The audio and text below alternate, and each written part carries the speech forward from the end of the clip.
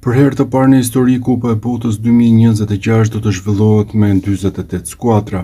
16 ekipe kombëtare europiane do të marrin pjesë në botrorin që do të mbahet në Kanada, Meksik dhe SBA, teksa shanset e Shqipërisë pas suksesit madhështor në Serbi duken reale. 12 vendet e para të grupeve do të kualifikohen direkt në Kupën e Botës 2026, ndërsa 4 vendet e mbetura do të përcaktohen nga faza play-off. Si do të funksionojë faza play-off për Kupën e Botës?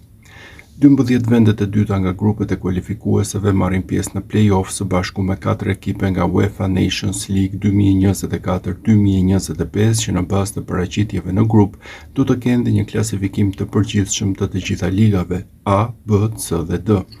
Pra në total, vendet e dyta dhe 4 ekipet nga Liga e Kombeve do të formojnë 8 çifte, nga ku do të dalin dhe 4 skuadrat që shkojnë në botror përveç 12 vendeve të para.